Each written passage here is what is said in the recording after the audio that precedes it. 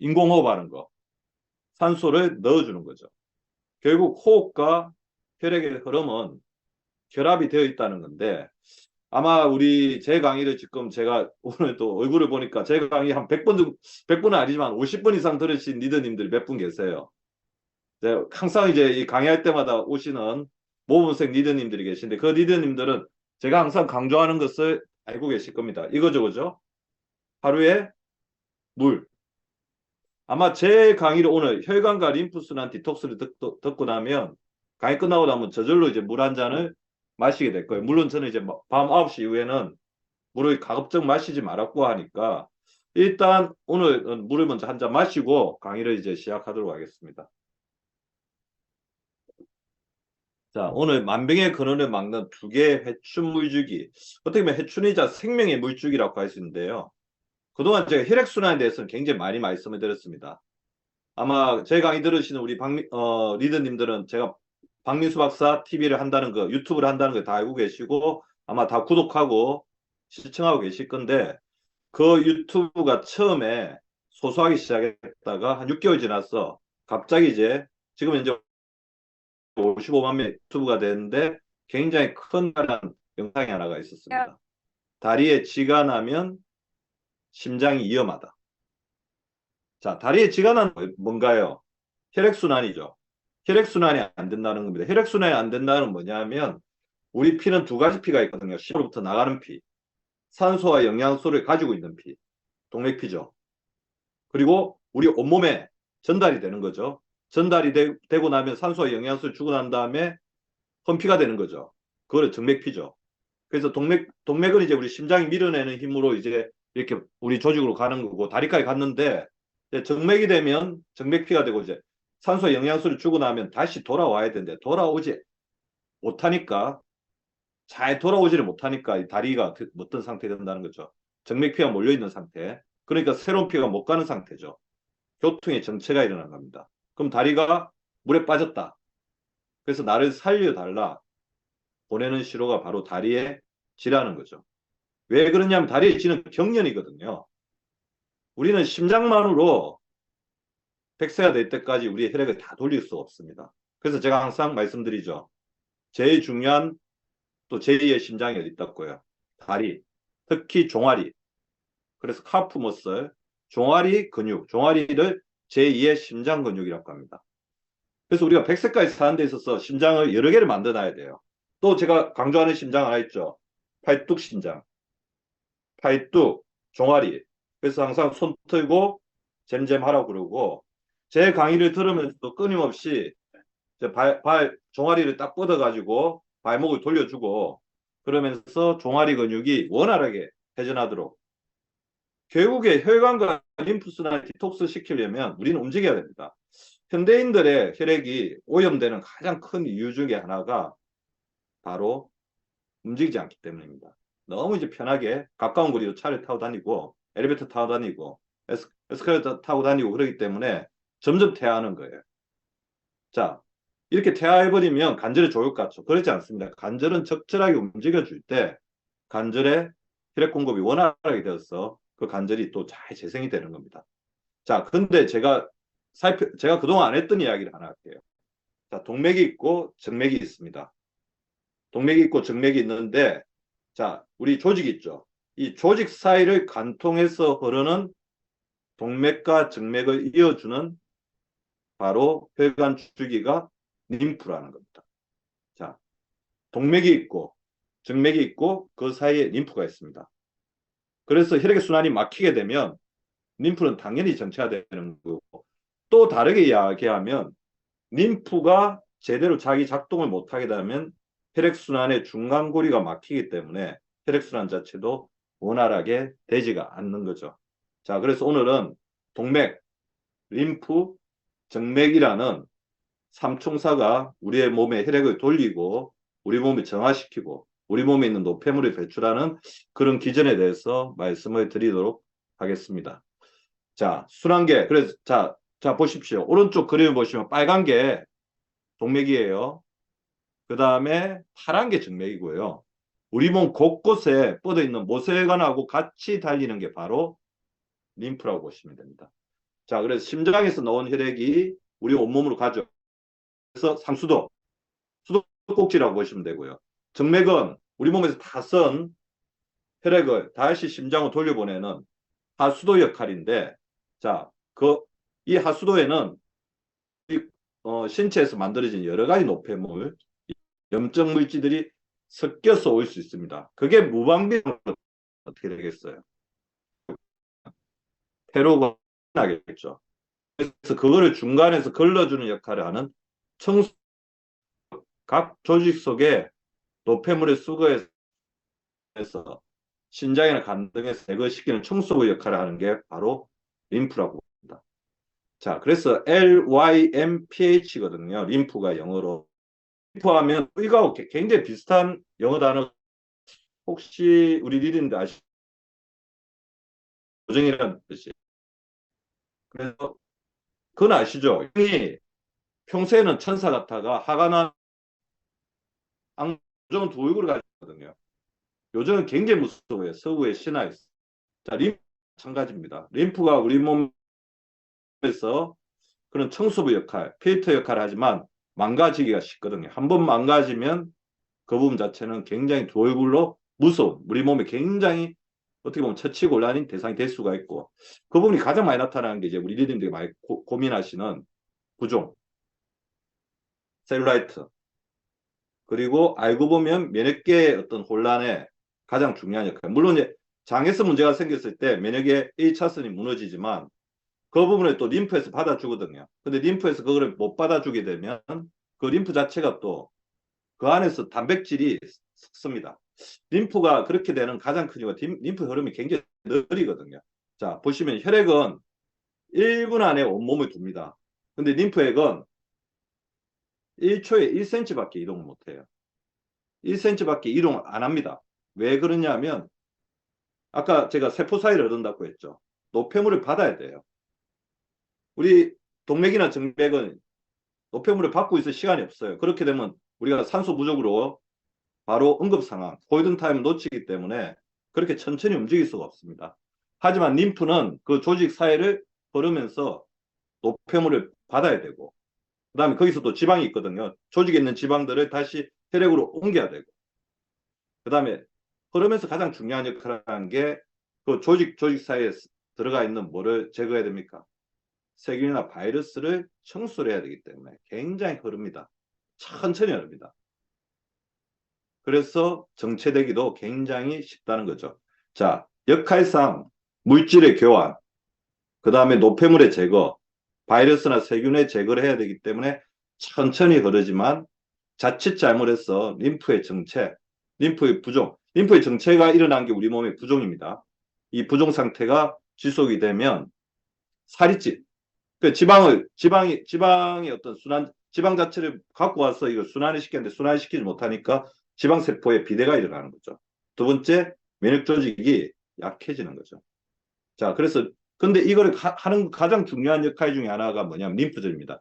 림프가 이렇게 간으로 연결이 되어 있으면 중간중간에 림프절이 있어요. 림프절. 림프절은 동그랗겠죠? 노드라고 하죠. 근데 이 림프절은 굉장히 복잡한 구조로 이루어져 있거든요. 자, 림프절로 들어가는 수입 림프가. 그 다음에 림프절 안에는 피질과 수질. 피질은 바깥쪽에 있는 부분, 수질은 안쪽에 있는 부분인데 우리 바깥쪽에 있는 부분은 T림프라고 해서 세균이나 바이러스가 들어왔을 때 직접적으로 공격하는 것. 그 다음에 안쪽에 있는 부분은 B림프구라고 해서 B림프구는 기억했다가 면역항체를 만들어내는 거죠. 우리가 감기에 한 번 걸리고 나서 두 번째 걸렸을 때 쉽게 이겨낼 수 있는 이유가 B림프구가 항원 기억을 해서 면역세포에 대해서 학습을 하는 거죠. 우리가 예방접종을 하는 이유 자체가 B림프구를 학습시키는 거거든요.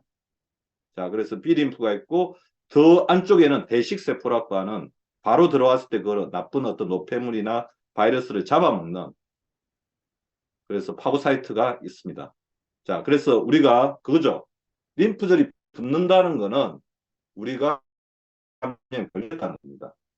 바이러스나 세균 제가 말씀드렸죠. 그 B림프구, T림프구 이 부분을 같이 싸운 T림프라는 거죠. 우리가 그래 감기 걸렸을 때 염증이 만져보면 붙는 게 이 안에서 치열하게 바이러스가 벌어지고 있다는 거죠.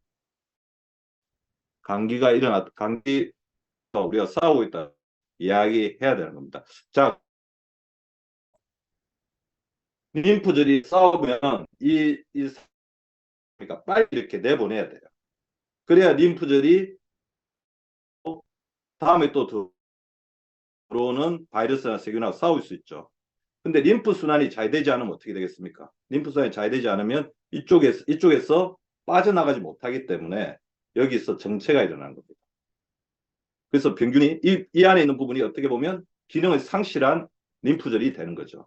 그래서 나중에 세균이나 바이러스가 들어올 때 싸울 수가 없는 거예요. 세균이나 바이러스가 들어가서 여기서 제거돼서 나와야 되는데 들어가지를 못하니까 우리 몸속에 세균이나 바이러스가 퍼져버리는 거죠. 역으로 인해서.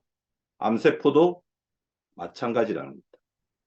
그래서 림프 순환이 막히게 되면 각종 세균이나 독소 등의 제거 기능이 약해지고 면역세포가 혈액으로 원활하게 공급이 되지 못하기 때문에 자, 림프 순환 자체가 제대로 되지 않는다는 것은 림프절이 과부하를 겪는다는 거고 림프절의 어떤 순환이 이루어지지 않는다는 것이고 우리 몸에 그만큼 세균이나 바이러스, 염증 물질의 취약성을 나타낼 수밖에 없는 거고요. 암세포가 만약에 이제 우리 몸을 퍼진다고 했을 때 림프절에서 적절하게 막아줘야 되는데 막아주지 못하니까 우리 온몸으로 퍼지면서 이것 자체가 우리 암의 1기, 2기, 3기, 4기를 나타내는 가장 중요한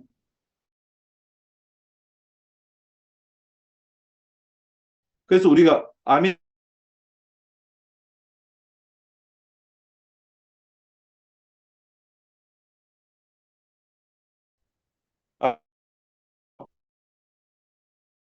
맥은 우리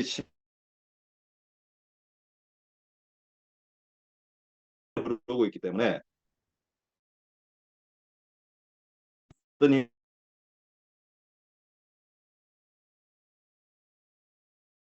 그래서 제가 근육이 굉장히 중요하다고 하는 이유는 정맥순환에도 굉장히 크게 관여를 하지만 림프순환에도 관계를 하는 겁니다.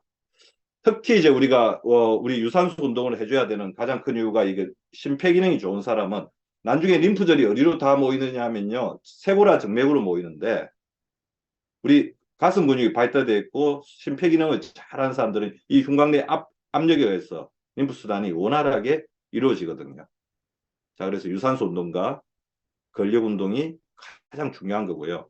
특히 이 부분, 우리 쇄골화 정맥이 있습니다. 여기가 쇄골화 정맥인데 쇄골 밑에 있는 정맥, 이쪽에는 전신을 흐르는 림프액이 이쪽으로 다 모입니다. 그래서 가장 오염되기 쉬운 림프액들이 모이는 곳이죠. 그래서 결국 이제 우리가 항상 보면 목이 아프고 어깨가 결리는 이유가 우리가 림프순환이 안 됐을 때 이쪽에 가장 큰 압박을 받기가 쉽다는 거죠. 우리가 자꾸 이렇게 이런 어떤 스트레칭을 해주고 특히 제가 면역력이 나쁘신 분들을 살펴보면 목이 자주 결려요. 근데 그거는 본인이 자초한 것도 굉장히 있습니다. 만나 이렇게 보고 있어요. 이렇게. 제가 말린 자세라고 했죠. 항상 자세를 이렇게 펴줘야 된다. 고든 자세를 해줘야 되고요.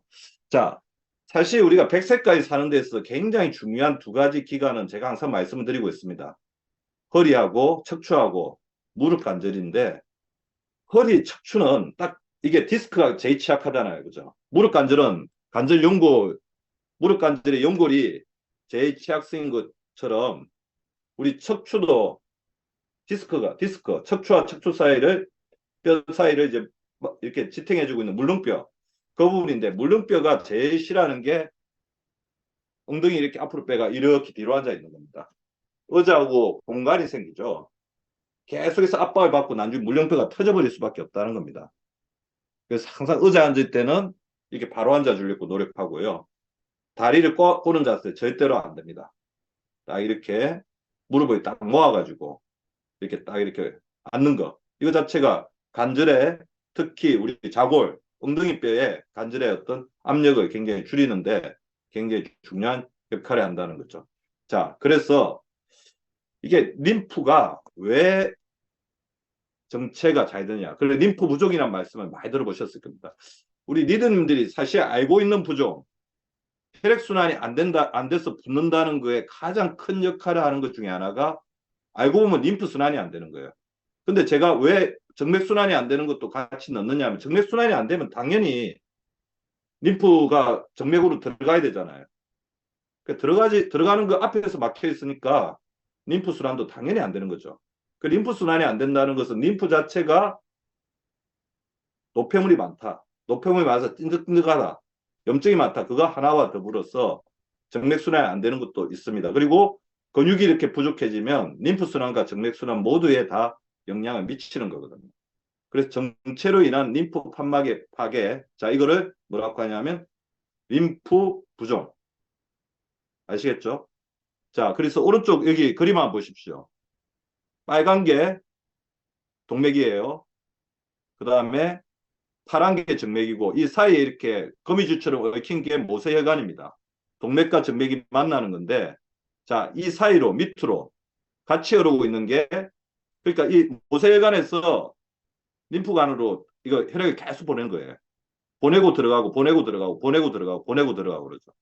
그래서 모세림프관. 아시겠죠?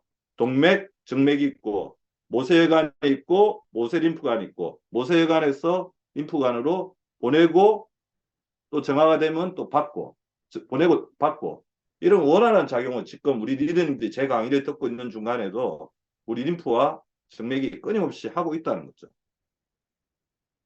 그래서 림프 부종이라는 것은 하지정맥류와 유사한데 조금 더 큰 차이가 있다고 하면 림프관은 확실하게 판막이 있어요. 오른쪽에. 왜냐하면 느리기 때문에 여기 오른쪽 동그란 거 보세요. 느리기 때문에 역류가 되게 쉽습니다. 역류가 되지 않도록 물론 정맥도 판막이 있는데 림프관은 이 판막 우리가 위하고 식도 사이에 이렇게 위식도 역류가 안 일어나도록 이게 딱 막아주고 있는 것처럼 림프는 역류가 안 되도록 막아주는 판막이 있는데 이게 느리기 때문에 앞에서 흐르지 않고 압박이 있으면 뒤로 밀려가지고 림프 판막이 깨지면서 역류가 일어난 거죠. 자, 그거를 바로 림프 부종인데요. 자, 문제는 뭐냐면 아까 우리 몸에 모든 노폐물을 걸러서 움직이는데 천천히 가기 때문에 염증이 생기면 그만큼 접촉하는 시간이 길기 때문에 우리 몸에 더 많은 데미지를 주게 된다는 거죠. 왜냐하면 림프가 깨지면 림프에서 뭐가 새어나오겠습니까? 림프막을 뚫고 그 염증 물질 밖에 나오니까 바로 세포들에게 염증화 반응, 만성 염증을 일으킬 수밖에 없다는 거죠. 그래서 가장 대표적인 것 중에 하나가 셀룰라이트는 기초적인 반응이고 우리가 아마 여러분들이 우리 리더님들이 여기저기 아프다, 근육이 아프다, 살이 아프다 알고 보면 림프 부종으로 인해서 만성 염증화 반응의 가능성이 굉장히 높습니다. 그리고 최근에 이제 이유 없이 온몸이 아픈 온몸에 이렇게 압통점들이 많은 뭐 섬유 근육 근통이라든지 뭐 여러 가지 통증 질환의 원인에 이런 부분들을 순환이 안 되면서 림프 자체가 깨진 림프 순환의 균형성이 깨진 것들을 생각하고 있다는 거죠. 자, 림프 부종 보십시오. 붓기만 해가지고 스테이지 4의 다리가 될 수가 없어요. 스테이지 4 다리 보이시죠? 4단계 오른쪽. 근데 이거 붓기만 해가지고 이렇게 될 수는 없습니다. 염증을 같이 동반하고 있는 거고요. 이 다리를 만지면 굉장히 아프죠. 물론 이 정도까지 모든 림프 부종이 다 되는 건 아니지만 제가 살펴보면 스테이지 1이나 스테이지 2를 가지신 분들이 의외로 굉장히 많고 특히 완경을 지나는 갱년기를 지나는 여성분들한테 이런 어떤 스테이지 2 정도의 림프 부종은 굉장히 많이 볼 수가 있습니다. 상대적으로 남성에 비해서 근육이 굉장히 약하고 근육이 왜냐하면 갱년기를 지나면서 에스트로겐이 떨어지게 되면 근육이 떨어지죠. 그 다음에 지방세포가 많아지면 지방세포가 염증을 일으켜서 림프절을 공격합니다. 그리고 그 염증 물질이 아까 이야기했죠. 림프절 안으로 들어가기 때문에 림프관이 약해지기가 굉장히 쉽다는 거죠. 자, 스테이지 2 정도는 굉장히 많습니다. 그래서 우리 여성 의대인들이 되게 고민하는 셀룰라이트 같은 부분을 우리가 스테이지 1을 지나서 보일 수가 있다는 겁니다. 자, 그래서 지금 굉장히 중요한 림프 존을 강의하면서 이거 수건을 좀 하려고 노력하고 있습니다. 자, 수건을 이렇게 똘똘 말아가지고 페고라로 들어간다고 했죠. 우리 몸의 쓰레기통으로 불립니다. 쓰레기 나쁜 게 아니고 어떻게 보면 우리 몸에서 굳은 일을 하는 거죠. 그 상체의 노폐물 배출이 면역 반응에 굉장히 중요한 역할을 하는데 이곳에 흐름이 막히면 왠지 팔이 아프고 사실 이제 팔이 아픈 혈액순환이 안 돼서 팔이 아프다고 할 때는 림프절의 어떤 순환의 어떤 부족, 림프존 자체가 망가져서 그럴 가능성이 있습니다. 어깨 결림을 유발할 수 있는 거죠. 그래서 겨드랑이 림프존은 혈액순환과도 관련이 있어서 노폐물이 쌓일 경우 겨드랑이가 뭉치고 아마 니들 오늘 끝나고 이거 넣었을 때 아프다고 한다면 겨드랑이 림프존에 염증이 있는 겁니다. 겨드랑이 림프존에 순환이 안 되고 있는 거예요. 자, 이런 분들은 상체 부종, 그리고 특히 이런 살, 여기 살, 늘어지는 살, 셀룰라이트, 그 다음에 이거 겨드랑이 살, 이런 부분에 영향을 미칠 수가 있고요. 사실 저는 이 부분 자체가 우리 여성 리더들이 굉장히 고민하고 있는, 걱정하고 있는 유방암하고도 굉장히 관련이 있을 수 있기 때문에 겨드랑이를 끊임없이 이렇게 조금씩 부드럽게, 너무 또 세게 하시면 안 돼요. 아프면 안 하니만 못합니다. 처음에 조금 아플 수는 있습니다. 왜냐하면 대부분 이 겨드랑이 림프존 순환은 잘 안 되고 계실 거거든요. 그렇지만 부드럽게 지그시 이렇게 눌러주면서 하시는 게 좋아요. 아프시죠? 꽤 아프실 겁니다. 예. 두 번째, 특히 우리 여성 리더님들한테는 Y존, 서해부죠. Y존 허벅지 안쪽에 림프존에 대해서 또 강조를 하고 싶습니다. 허벅지 안쪽인데 상체와 하체를 연결하는 우리 몸의 중심 부위죠. 근데 우리 몸속에 쌓인 지방과 노폐물과 독소를 처리하는 체내 이게 깔때기 구조죠. 깔때기 구조. 이렇게 깔때기 구조로 되어 있기 때문에 가장 막히기 이렇게 되어 있기 때문에 이렇게 막히기 좋고 그다음에 수족 냉증, 특히 다리 쪽에 냉증이 있고 그다음에 셀룰라이트가 많이 생기는 특히 혹시 셀룰라이트 많이 생기는 중요한 원인 중에 하나가 될 수가 있습니다. 그래서 아까 제가 말씀드린 것처럼 세포는 동맥이나 정맥이 아니고 우리 몸의 림프를 합니다. 그래서 우리가 암이 전이되었을 때 겨드랑이 림프절, 애가 림프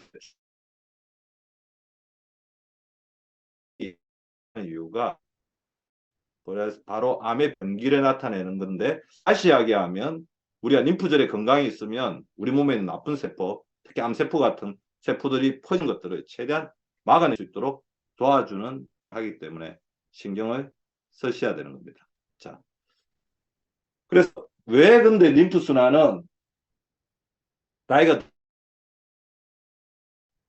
드는 것이 굉장히 중요한 역할. 다시 이야기하면 림프 순환이 잘 안 되는 부분이 우리 몸의 면역력이 또 나빠 굉장히 큰 영향을 미친다는 겁니다. 자, 아까처럼 부종이 생기는 것은 어쩔 수 없어요. 림프는 천천히 흘려야 되죠. 그래서 밸런스를 되게 잘 잡아야 됩니다. 천천히 안 흐르면 조직액을 받아들일 수도 없고 병연체를 죽일 수도 없기 때문에 천천히 흘려야 되는데 자, 혈액은 심장에서 스포즈 나오는 데서 좁은 림프관 주변에 근육이 수축하고 이완하고 수축하고 이완하는 힘으로 움직입니다. 그래서 뭐가 굉장히 중요할 것 같아요? 스트레칭 굉장히 중요해요. 스트레칭. 딱딱한 근육은 림프절을 꽉 누르고 있는 거죠. 이게 이렇게 딱 눌렀다가 이렇게 펴졌다 눌렀다 펴졌다 해줬는데 쭉 누르고 있으니까 림프절이 완전히 짜부라들어 있죠. 짜부라들어 있으면 흐르지를 못하겠죠. 그죠? 그래서 끊임없이 스트레칭을 해주는 게 굉장히 중요하고 제가 물을 많이 먹으라고 하는 이유도 물을 먹어야지 이게 림프 순환이 이제 물의 힘으로 이렇게 흐를 거 아니에요. 그죠? 그래서 수분 섭취를 원활하게 해주는 게 좋습니다. 그래서 근육의 활동이 젊을 때는 좋은 근육의 활동이 좋으면서 젊을 때는 림프순환이 잘 되지만 나이 들어서 근육의 힘이 점점 떨어지면서 림프의 순환도 약해진다. 자, 우리 1초에 1cm 움직인다. 반드시 기억하십시오. 림프는 1초에 1cm 움직인다. 딱 그것만 기억하셔도 내가 림프 순환에 의해서 무엇을 해야 될지 우리 리더님들이 항상 기억을 하실 겁니다. 1초 1cm. 자, 그래서 건강의 시작과 끝은 혈액순환과 우리 아까 사회자님 말씀하신 것처럼 면역을 우리 몸에 산소와 영양소를 주고 우리 몸에 순환을 시키는 혈액순환. 두 번째, 우리 몸에 있는 면역을 지키는 림프순환이 동시에 이렇게 콜라보를 했을 때 완벽한 건강이 이루어질 수 있다는 겁니다. 실제로 자 다시 동맥은 상수도, 정맥은 하수도, 림프는 거름망, 필터, 그래서 혈액은 5리터, 림프는 8리터나 이렇게 우리 몸속에 존재를 하고 있습니다. 그래서 상수, 필터, 하수가 조합을 이루어야지, 조화를 이루어야지 집안이 청정하고 막힘 없이 역류하지 않고, 그죠? 터지지 않고, 상수가 터지거나 하수가 터지지 않고 잘 그러겠죠. 자, 그래서 우리 몸의 70%는 물로 이루어져 있다. 그리고 이것이 바로 혈액순환과 림프순환을 일으키는 힘이다. 그리고 이것이 잘 돌도록 도와주는 원천적인 힘은 또 심장이고, 밑에서 또 받아주는 힘은 근육이라는 것을 반드시 이해를 해주시기 바랍니다. 그래서 심장 기능을 좋게 하기 위해서 가장 중요한 것은 자율신경계의 기능을 좋게 하고 규칙적인 운동을 하는 거죠. 스트레스를 줄이고 충분한 수면을 취해서, 그다음 두 번째, 우리 근육을 끊임없이 우리 제3의 심장, 제2의 심장을 끊임없이 개발해서 심장이 무리하지 않고, 또 심장이 좀 힘들 때는 근육이 돌려주는 전신순환의 완성도를 일으켜야 되는 겁니다. 그리고 림프가 받아들이는 체액에서 노폐물은 10%가 되는 거예요. 엄청나게 많은 노폐물이죠. 그러니까 체액에서 10% 정도를 끊임없이 림프절이 받아들여서 림프가 이것을 제거를 하고 있습니다. 왜 그러냐면 받아들이지 않으면 세포 체액이 염증을 독소로 뒤덮일 수밖에 없기 때문에 림프는 어쩔 수 없이 그걸 제거해 주죠. 그래서 제가 항상 요즘에 갖고 있는 것 중에 하나가 이거 푸시업. 왜냐하면 아까 이 정맥으로 모인다는 것을 들으셔서 아시겠죠?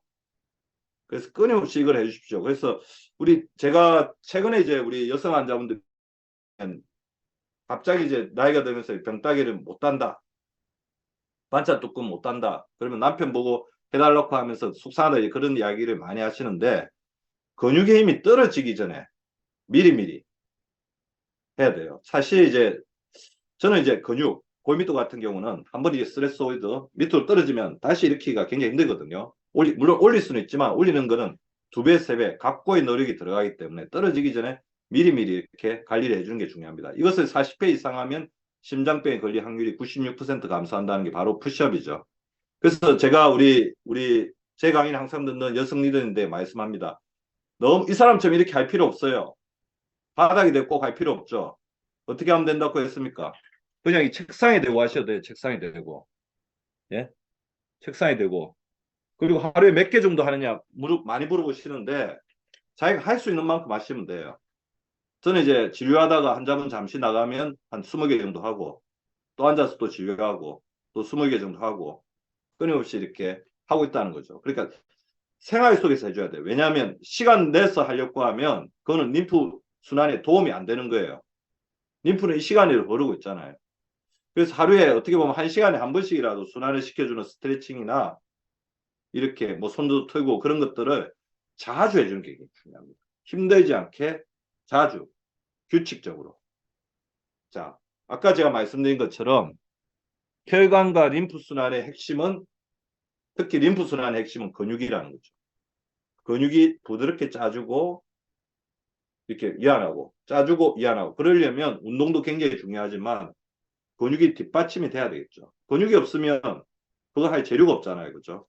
그래서 근육을 잘 형성하려면 아미노산 풀이라는 근육의 바다, 하루에서 200에서 300g의 단백질, 아미노산이 우리 몸속에서 끊임없이 돌면서 근육, 효소, 호르몬, 면역항체를 만들고 있는데, 자, 이 부분이 고갈이 되지 않도록 적정량의 동물성 단백질과 식물성 단백질, 200, 그래서 아미노산 풀을 유지하기 위해서, 그러니까 한 번에 그냥 몰아먹는 게 아니라 매일 규칙적으로 제공해 주는 게 굉장히 중요합니다. 자, 그래서 그게 떨어지면 결국 근육에서 꺼내 쓰기 때문에 근육의 브레이크 다운에 의해서, 브레이크 다운, 근육의 분해에 의해서 아미노산 풀이 채울 수밖에 없기 때문에 굉장히 불행한 결과가 일어날 수밖에 없다는 거죠. 그래서 제가 항상 말씀드리죠. 운동할 때, 특히 운동하고 나서 24시간 이내에 단백질을 공급했을 때 근육의 형성이 가장 원활하게 일어나기 때문에 운동할 때는 지나친 공복 상태에서 운동을 해서 근육에서 에너지를 꺼내 쓰지 않도록 주의를 하시고, 운동을 한 날은 반드시 단백질을 공급해서 적정량의 근육이 만들어지도록 이렇게 해주시라는 거죠. 자, 아까 제가 말씀드린 것처럼 혈관의 노화도 최근에 보면 20대 고혈압도 굉장히 늘어나고 있습니다. 그래서 MZ 세대가 자기 가치관이 굉장히 뚜렷하고 우리가 봤을 때 합리적인 부분도 많지만 이 건강관리에 대해서 되게 또 실패하고 있는 부분이 있습니다. 근데 꼭 MZ 세대 문제라기보다는 젊은 세대 문제죠. 혼밥이라든지 영양소가 결핍된 그런 음식들, 그리고 너무 많잖아. 이제 미디어를 하면서 좀 운동을 거의 안 하는 젊은이들도 늘어나다 보니까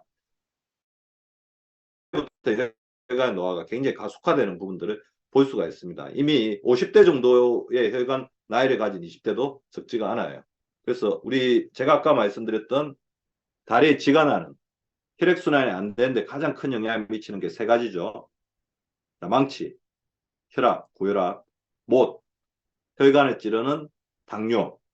그 제가 아까 에너지를 말씀을 드렸는데 결국 당뇨도 에너지 대사가 안 이루어지기 때문에 일어난 겁니다. 에너지 대사는 뭐냐면 우리 몸에서 필요한 에너지를 잘 모아놨다가 필요할 때 꺼내 쓰는 역할을 하는 건데, 그 가장 중요한 에너지원이 당인데, 당을 우리 몸속에 잘 받아들였다가, 그죠? 그러면 혈당이 높아질 일이 없죠. 받아들이지 못하니까 혈관 속에 많이 돌아다니는 거예요. 그냥 쓸데없이 돌아다니다가 소변은 그냥 빠져나가는 거죠. 자, 돌아다니는 당은 못이라는 겁니다. 그래서 인슐린을 굉장히 소중하게 생각하셔야 돼요. 제가 100세까지 우리와 함께 해야 되는 호르몬 몇 가지 말씀을 드리고 있죠. 어떤 호르몬들이 있습니까? 인슐린, 성장 호르몬, 멜라토닌, 그죠? 그 다음에 코티졸, DHEA, 가바, 뭐 그런 거 계속해서 말씀을 드리고 있는데, 특히 인슐린의 건강에 대해서 굉장히 주안점을 두셔야 되고요. 자, 오른쪽에 고지질 혈증. 고지질 혈증도 알고 보면 지방산이 제대로 대사가 되지 않기 때문에, 에너지 대사가 되지 않기 때문에 혈관 속에 지나치게 많이 쌓이는 겁니다.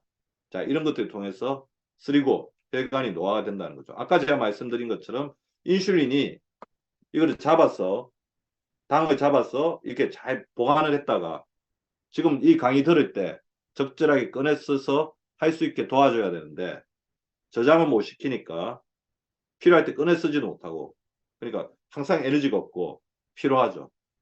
그 다음에 근육도 점점 줄어들고. 자, 그래서 인슐린이 우리 몸이 잘 기능해 가지고 이렇게 받아들이고 내보내고 그렇게 할 수 있도록 인슐린의 기능을 올려줘야 됩니다. 그 말이 무슨 말이냐면요, 당이 들어오면 인슐린이 혈액 속에 있는 당을 딱 인슐린이 나와가지고 인슐린 딱 잡아가지고 조직으로 데리고 가는 거예요. 조직이나 근육이나 지방세포죠. 그러면 그 모든 조직에는 인슐린 수용체가 있어서 믿을 수 있는 인슐린이 오면 문을 열어주는데, 얘들이 창고가 다 차버리면 창고가 터져버려요. 그러면 창고가 자살을 하게 된다는 거죠. 파산이 되게 되니까 더 이상 안 받아줍니다. 인슐린이 와도 인슐린 수용체가 문을 딱 닫아버려요. 그러니까 넣지 못하니까 당이 돌아다니는 거고, 넣지 못하니까 어떻게 되냐면 인슐린도 더 많이 동원을 하게 돼요. 췌장의 베타세포에서 더 많이 만들게 된다. 안 받아주니까 더 많이 만들게 되다 보면 어떻게 되겠습니까? 췌장의 베타세포가 오버 프로덕션, 가다 생산을 하다가 거기도 그냥 공장이 포화 상태로 터져버린다. 그게 바로 1형 당뇨병이죠. 그래서 우리 몸에서 인슐린을 안 받아주는 것을 인슐린 저항성이라고 합니다. 안 받아주니까 어떻게 되겠습니까? 세포 안에 당을 못 넣기 때문에 우리는 에너지 빈곤 상태에서 아마 제 강의를 집중해서 들을 수도 없게 되는 그런 사태가 된다는 거죠. 그래서 그것만 좀 해주시면 좋을 것 같아요. 사실 우리 리더님들 너무 잘 알고 계신데 다른 분들은 잘 모르고 있는 것 같아요. 천천히 거꾸로 식사법. 젓가락으로. 왜냐하면 아까 제가 왜 젓가락이 또 중요하냐면 이 나트륨이 우리 체내에 많아지게 되면 삼투압에 의해서 아까 림프가 쪼그라듭니다. 우리 왜냐하면 혈액 속에 소금이 많기 때문에 림프 바깥에 이게 소금이 많죠. 그럼 어떻게 되냐면 림프 안에 있는 물이 그쪽으로 다 빠져나와요. 림프가 쪼그라들기 때문에 림프의 기능이 안 좋아진다는 겁니다. 그래서 소금을 많이 먹으면 붓는 가장 큰 이유. 그죠? 소금 많이 먹으면 붓잖아요. 라면 먹으면 붓죠. 그게 바로 그 이유입니다. 짜게 안 드시. 젓가락으로 먹으면 뭐를 제가 못 먹는다고 그랬어요. 국물. 우리나라 사람들 중에서 소금을 적게 먹어서 문제가 되는 사람은 한 5% 정도 되는 것 같아요. 젊은 사람들 중에 특히 여성들 중에 기립성 저혈압 있는 여성들. 근육 안 하고 잘 안 먹고 다이어트 너무 심하게 하고 그런 사람들은 소금 섭취가 필요하지만 나머지 95%는 소금 섭취를 줄여야 됩니다. 적정화시켜야 돼요. 물론 너무 안 먹으면 안 되겠죠. 근데 너무 안 먹는 사람은 거의 없는 것 같아요. 적정화시켜야 돼요. 젓가락으로 먹을 때 어떻게 먹어야 된다고요? 밥 한 번, 반찬 한 번이 아니라 채소 한 번, 고기 한 번, 밥 한 번, 채소 한 번, 생선 한 밥 한 번. 젓가락으로 5분만 천천히. 그러니까 보통 10분 만에, 15분 만에 식사 끝내면 20분, 10분에 끝내면 15분, 5분만 더 길게 천천히 거꾸로 식사해 주세요. 채소, 고기, 밥. 그리고 야식은 드시지 말고, 야식을 먹지 말라고 하는 가장 큰 이유가 밤에도 인슐린 좀 쉬어야 됩니다. 그리고 탄수화물 피해 주세요. 제가 이 말씀을 왜 드리냐면요. 아까 소금 못지않게 또 굉장히 힘들어하는 게, 림프가 굉장히 힘들어하는 게 당이에요. 정제된 탄수화물은 그게 우리 특히 안으로 들어오면, 림프 안으로 들어오면 림프에서 정체가 돼가지고 부패되기가 굉장히 쉽습니다. 그게 뭐냐면 당하고 단백질이 만나면 림프 안에서 정체되면서 부패되기가 굉장히 쉽기 때문에 그런 부분에 대해서 주의를 하셔야 된다는 거죠. 그래서 인슐린 기능을 도와주는데 굉장히 중요한 어떤 도움을 주는 요인 중에 하나가 입이 있습니다. 그래서 인슐린 기능, 그다음에 당뇨 때문에 고민하고 있으신 분들이 뭔가 영양소를 섭취하려고 하면 이 바나나파 잎의 코로솔 산이 도움이 되기 때문에 도움을 좀 받으시면 좋을 것 같고요. 그 제가 살펴보면 자 다시 이야기하면 림프순환이 굉장히 중요한데 우리 몸속에 염증이 너무 많으면 결국 림프가 이거를 다 받아서 필터링을 하고 청소를 해야 되기 때문에 림프에 가부하가 걸릴 수밖에 없는데 그렇다면 우리 몸의 염증을 조절하는 특히 혈관에 있는 만성염증을 영향을 미치는 가장 중요한 부분 중에 하나가 마이크로 바이옴이라는 겁니다.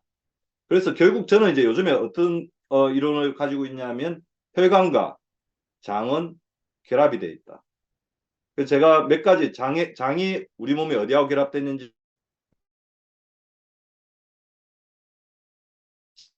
폐축, 그 다음에 또 특히 여성 리더님들은 장하고 이게 여성 생식기하고도 굉장히 큽니다. 이 장의 기능이 떨어지면 이 근육 안에 에너지를 넣지를 못합니다. 그리고 장의 기능이 또 떨어지게 되면 왜 그러냐면 장의 기능은 4대 기능이 있잖아요. 그죠? 4대 기능 중에서 장점막이 영양소만 받아들이고 독소를 배제하는 선택적 배제 기능이 떨어지게 되면 이 장점막이 뚫고 APS라고 하는 아까 제가 당 단백질을 말씀드렸는데 당 단백질보다 더 위험한 게 있어요. 리포다당류. 자, 이게 뭐냐? 이 인자가 이 장점막을 뚫고 우리 몸으로 퍼지게 되면 결국에 림프절 쪽에 굉장히 데미지를 주게 된다는 거고 림프절에서 이거를 결국에 다 걸러내지를 못하니까 어디로 가냐면 뇌로 가게 됩니다. 그래서 R자에 뭐 치매 환자의 뇌에서 리포 다당류가 다수 이렇게 발견된다는 거죠. 자, 보시면 아까 혈액이 흐르는 모든 곳에는 림프가 있는데 특히 장 옆에 흐르는 장간혈액, 장간막 혈액, 장간막 림프라는 게 있어요. 자, 림프 조직이 장 옆에 많을 수밖에 없겠죠. 그죠? 왜 그러냐면 장을 뚫고 노는 그리고 장에 있는 혈액에서 처리해야 될 독소나 노폐물이 너무나 많기 때문에 면역세포의 70%가 장에 있고 마이크로바이옴의 100조 개가 장에 있는 이유가 그쪽에서 생기는 염증 물질을 조절하는 거죠. 그래서 림프 조직도 장하고 같이 흐르는 림프 조직이 굉장히 중요할 수밖에 없습니다. 그래서 장 관련 림프 조직은 우리 몸에서 면역 관련 반응이 가장 활발하게 일어나는 곳입니다. 그래서 장간막 림프절염이라는 게 있어요. 배가 너무 아파가지고 갔는데 맹장염인 줄 알고 보냈는데 맹장염이 아니에요. 근데 굉장히 반복적으로 배가 아파요. 맹장염처럼. 알고 봤더니 장간막 쪽에 있는 림프절에 염증이 계속 생기는 거죠. 결국 이 부분은 림프절의 기능이 떨어진 것도 있지만 장의 어떤 방어 능력, 장의 어떤 면역 관련 조절 능력이 떨어지는 것들을 이야기하는 겁니다. 자, 장 마이크로바이옴의 역할 다시 한 번 더 말씀해 드리면 제가 이걸 강조하는 이유는 이 네 가지가 다 연결이 되어서 우리 몸에 영향을 미치기 때문입니다. 첫 번째, 영양소를 흡수해서 그 다음에 분해하기 쉽게 발효시키는 역할을 하는 음식물의 어떤 흡수를 도와주는 역할. 두 번째, 우리 장이 잘 부드러울 수 있도록 충분히 역할. 그래서 역할. 두 번째, 이 유익균이 먼저 장막에 달라붙어서 장점막을 뚫고 염증 물질이 퍼지지 않도록 막아주는 이제 방어력. 네 번째, 장점막에 장이 뭔가 문제가 생겼을 때 손상을 받았을 때 그거를 복구시키고 재생시켜주는 역할을 하는 게 장내세균 100조 개가 넘는 마이크로바이옴의 역할이라는 거죠. 이게 기능이 떨어지기 어떤 일이 생길지 그러니까 영양결핍, 배가 소화불량이 있고 삶의 질이 떨어지고 스트레스 생기고 그 다음에 장점막이 뚫고 우리 몸에 만성염증이 퍼지면서 우리 몸에 염증 덩어리가 되고 네 번째 장에 생긴 문제를 복구를 하지 못하니 자가면역성 장염, 뭐 크론병이나 개양성 대장염 나아가서는 질환들이 생길 수밖에 없는 것입니다. 자, 그래서 새는장 증후군 어떤 사람들에게 많이 생기는지 봤더니 그 전에 제가 그래서 저한테 그런 거 많이 물어봅니다. 원장님 유산균 먹어야 되는 건 알겠는데요. 최근에 제가 또 관심을 굉장히 많이 가지고 있는 영양소가 오메가3예요. 오메가3가 장 쪽으로 갔을 때 굉장히 장에 있는 활성산소라든지 염증 물질을 제거하는 기능이 굉장히 지금 요즘에 부각되고 있습니다. 그래서 장이 안 좋으신 분들에게는 꼭 혈관 중성지방이 안 좋은 뿐만 아니라 장이 안 좋으신 분들 오메가3를 섭취를 조금 이렇게 레코멘드 해보시는 것도 괜찮을 것 같아요. 알코올 섭취, 스트레스, 진통 소염제, 특히 이제 우리가 50세, 60세 넘어가면 관절염이나 전신이 통증으로 해서 진통 소염제를 굉장히 많이 드시게 되는데 이 부분이 장에 대해서는 굉장히 취약성이 있는 거죠. 장점막을 굉장히 얇게 하고 장점막의 투하성을 강화를 시키는 역할을 하게 됩니다. 자, 그래서 아까 제가 항상 말씀드리죠. 자, APS라는 리포다당류라는 굉장히 사악한 장에 염증 물질이 있는가 하면 이거를 상쇄시켜 주는 것도 있어야 되겠죠. 그래서 연결고리가 짧은 지방산이라고 하는 단세지방산이 활성산소를 제거하고 우리 몸에 암세포 같이 나쁜 세포가 있으면 그 세포가 자가 소멸되도록 신호를 보내기도 하고 활성산소도 막아주는 역할도 하고 그러니까 렙틴을 분비시켜서 비만이 되는 것 그래서 비만균이 득세하는 것도 막아주는 그런 역할을 하는데 이 단세지방산은 내 몸에 있는 유산균이 식이섬유 특히 올리고당 같은 불용성 식이섬유를 이용해서 만나기 때문에 유산균과 식이섬유를 골고루 잘 먹어주는 게 중요하다. 그렇게 말씀을 드려야 될 것 같습니다. 그 제가 말씀드린 것처럼 오메가3와 마이크로바이옴과의 시너지가 있다는 거고요. 특히 오메가3 같은 경우는 제가 말씀드리죠. 리키그 신드롬도 있지만 특히 요즘에 요즘에 배 아픈 환자분들이 굉장히 많은데 그 배 아픈 환자분들의 특징이 뭐냐 하면 뭔가 더부룩하다는 거예요. 그래서 소화가 안 되면서 음식을 먹으면 복부가 굉장히 팽만 된다는 겁니다. 이거는 뭐냐 하면 소장 안에 유해균이 굉장히 늘어나고 유해균이 늘어나면서 어떻게 됩니까? 가스를 많이 만들어내기 때문에 그래요. 이 가스가 또 유독가스거든요. 이 가스의 성격이 뭐냐면 소장에 있는 신경세포를 공격해서 신경세포를 파괴하는 역할을 하는 겁니다. 자, 이 부분을 제거하는 데 있어서 마이크로바이옴의 역할이 굉장히 중요하고 그 다음에 쓸데없이 위험약을 남용하고 있다면 위험약을 또 줄이는 게 중요합니다. 그리고 비타민 C나 가해처럼 산이 있는 그걸 통해서 적정한 산이 나와서 살균 작용을 해주는 게 굉장히 또 중요하고 오메가3가 또 도움을 줄 수 있습니다. 오메가3 같은 경우는 소장 전역에서 흡수되면서 소장 내 마이크로바이옴을 유익균 쪽으로 좀 늘려주도록 하고요. 단세지방산 등의 유익물질 증가시키고 비만균을 억제시켜주는 역할을 하게 되는 거죠. 자, 여기 보시면 오메가3가 겉 마이크로바이오타, 그 다음에 중성지방 이런 부분에 영향을 미치면서 구색유전학적으로 우리 몸의 마이크로바이옴을 바꾼 데 도움을 준다는 것이죠. 그래서 굉장히 이게 왜 오메가3가 항염증 작용이 있는지를 계속해서 살펴봤더니 이런 마이크로바이옴에도 영향을 주면서 항염증 작용을 일으킨다는 것입니다. 그래서 이런 부분들이 좀 결합이 되는 거죠. 그리고 특히 오메가3 같은 경우는 아까 제가 말씀드렸던 단세지방산을 증가시키는 데 굉장히 도움이 되고요. 오메가3가 그래서 말이 나온 김에 혈관을 굉장히 건강하게 만드는데 최근에 오메가3도 아까 유산균이 단세지방산이라고 하는 포스트 바이오틱스 그러니까 유산균 대사 물질을 만드는 것처럼 오메가3도 오메가3가 그 자체로서뿐만 아니라 오메가3의 대사 산물을 만드는데 이게 염증을 줄이고 그 다음에 라디칼 활성산소를 줄이는데 굉장히 도움을 준다는 겁니다. 그래서 이건 좀 복잡하기 때문에 이게 SPM이라고 하는데요. 그러니까 그렇게만 기억하세요.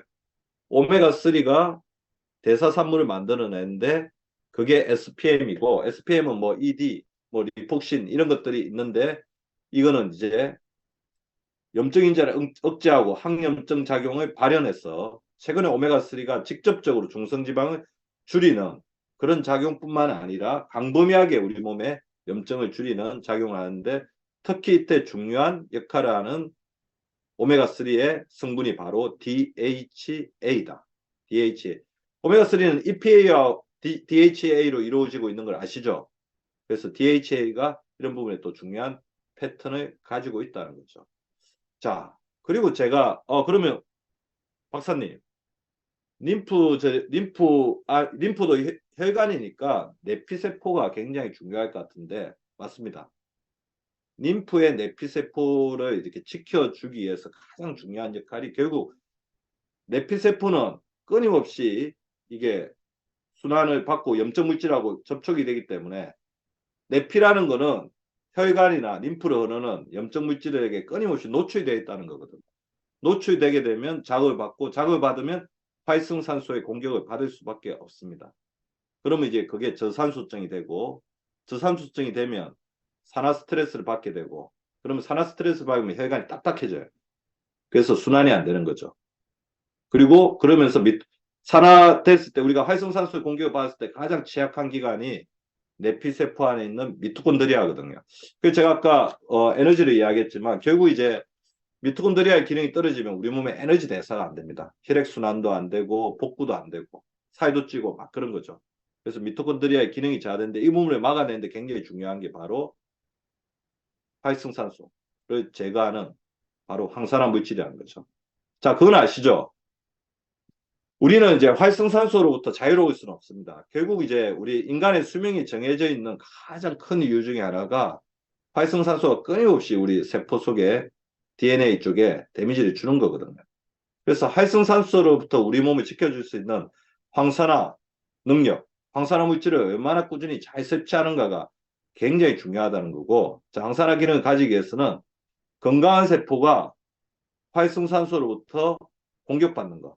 활성산소가 건강한 세포의 전자를 빼앗아서 자기를 안정시키는 과정, 환원. 건강한 세포가 어쩔 수 없이 활성산소에게 전자를 빼앗겨서 불안정해지는 과정, 산화. 그래서 산화되지 않도록, 산화가 되는 것을 막아주는 황산화 작용을 하는 게 중요하죠. 황산화는 뭐냐면 활성산소가 건강한 세포로부터 전자를 빼앗지 않도록 미리 전자를 주는 작용입니다. 선제적인 예방작용이죠. 그래서 스트레스를 많이 받았을 때 황산화 물질을 먹는 것 중요합니다. 그렇지만 조금 늦었다고 볼 수 있죠. 규칙적으로 황산화를 섭취해 주는 게 굉장히 중요하고, 황산화 물질은 천연 비타민에서, 파이토케미칼에서, 비타민 A, C, E, 카로티노이드, 폴리페놀, 셀레늄, 형형색색의 채소, 과일, 껍질을 통째로 섭취를 하고, 만약에 스트레스가 넘치고 이런 부분들을 잘 받아들이지 못하는 환경이라고 한다면 또 영양소의 도움을 받는 것도 굉장히 중요하다. 바로 파이토, 식물성, 케미칼, 생리 활성 물질을 끊임없이 규칙적으로 섭취해 주는 게 굉장히 중요하다는 겁니다. 더불어 이제 이 활성산소를 제거하는 데 있어서 이제 우리 제 강의를 듣고 나면 우리 리더님들이 이제 수면에 취하실 건데, 결국 아까 우리가 나이가 들면서 활성산소의 방어한 능력이 떨어지는 것은 글루타치온의 기능이 떨어지는 것도 있지만요. 글루타치온보다 더 영향을 많이 주는 게 바로 멜라토닌입니다. 멜라토닌은 어떻게 보면 백색까지 우리가 생성을 시킬 수 있어요.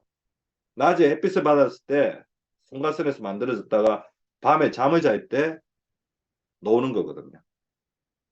그래서 음식 섭취로 멜라토닌을 분비시키는 부분은 굉장히 제한적입니다. 결국 수면의 영향을 굉장히 많이 받고, 나이가 들면서 우리가 잠이 점점 없어지는 이유가 수면 이상이 빨라지거든요. 수면 이상이 빨라진다는 뭐냐면 일찍 잠들고 일찍 잠 깬다는 건데, 이거에 가장 큰 영향을 미치는 게 멜라토닌입니다.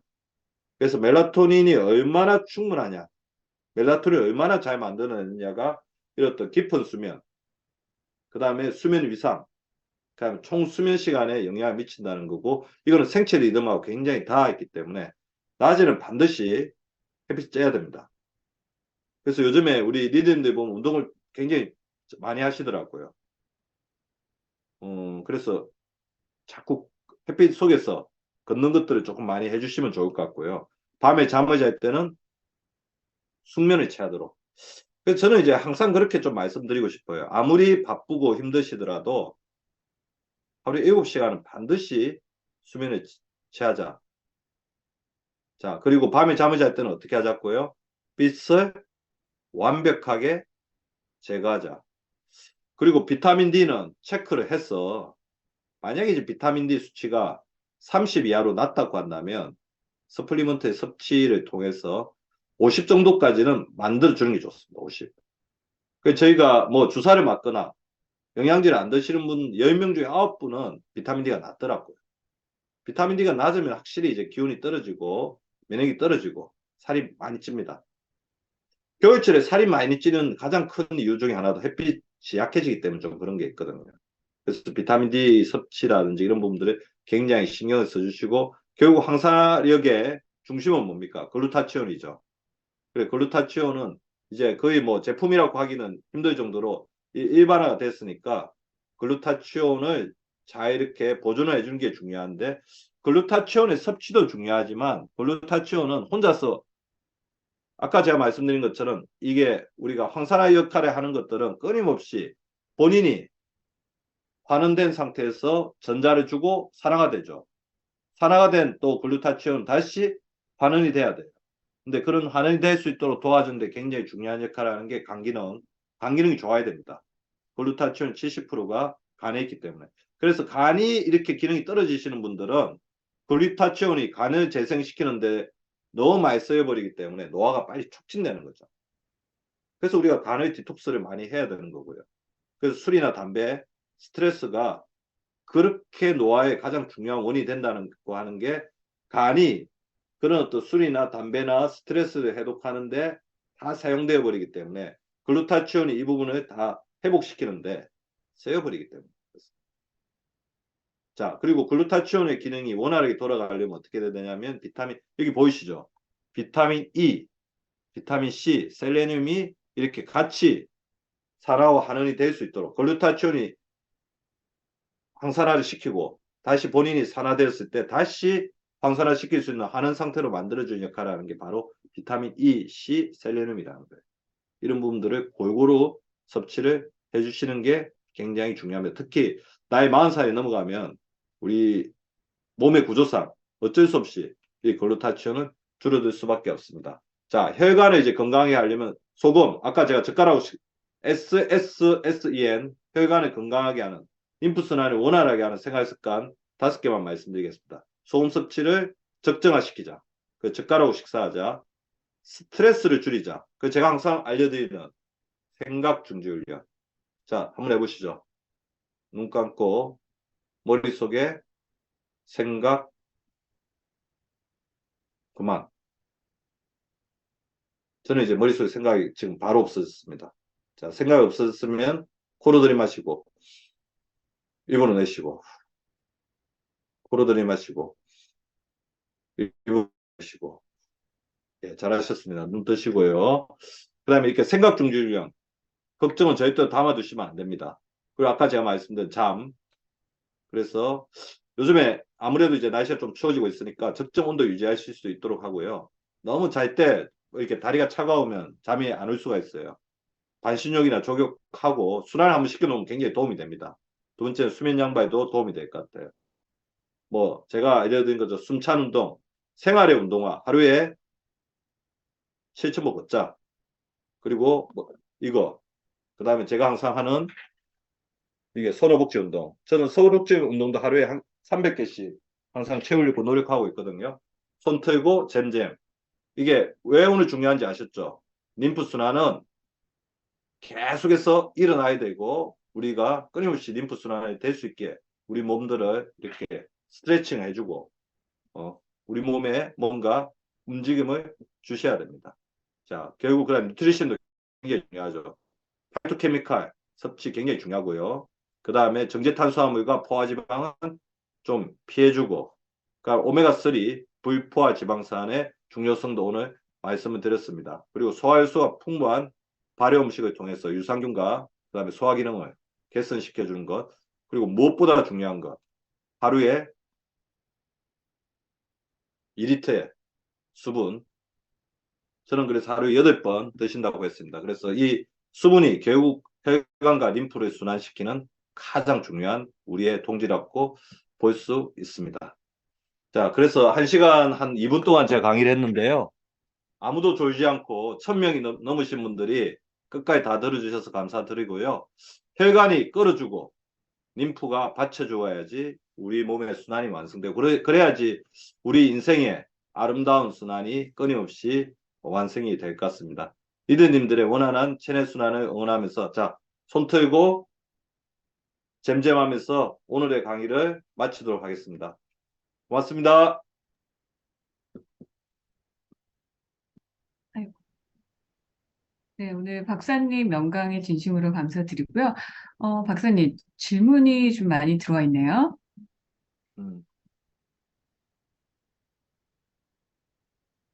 예, 그래서 암 림프절 수술하고 나서 오른팔 아마 그게 림프절을 아마 절제했기 때문에 그럴 거고요. 제가 아까 알려드린 것처럼 예, 오늘 알려드린 것들 차근차근 해주시면 좋을 것 같고 아까 그 림프절 순환 같은 거 이런 거 뭐 갈사라든지 이런 거로 순환을 좀 시켜주시면 도움이 될 것 같습니다. 칼슘 섭취를 하면서 눈이 떨린다. 어,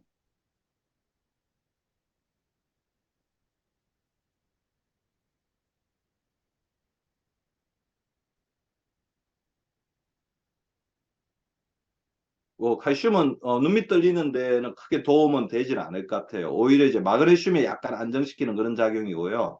칼슘은 오히려 이제 그런 부분들을 조금 하지 않을까 생각이 드는데 칼슘을 섭취한다고 해서 눈이 더 떨리지는 않을 것 같습니다.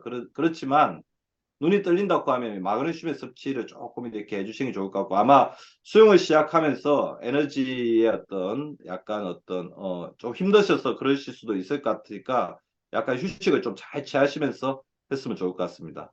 유방암 수술 회복기인데 팔이 많이 붓습니다. 아마 이 부분은 완벽하게 이제 제거가 됐으면 해주셔야 될 것 같은데 이거는 겨드랑이 림프절을 뭐 특별하게 이게 제거가 잘 됐으면 뭐 크게 문제는 없을 것 같은데 이거는 림프절 수술을 했을 때는 이 림프절이 좀 제거를 하거든요. 오히려 이렇게 부드럽게 털어주는 게 이 수술한 부위가 자극을 받을 수 있으니까요. 이렇게 팔을 이렇게 해주시면서 이게 스트레칭을 조금 시켜주는 게 조금 더 안정적인 방법이 아닐까 생각이 됩니다. 그리고 수술하고 나서 시기가 얼마 정도 지났는지가 굉장히 중요할 것 같으니까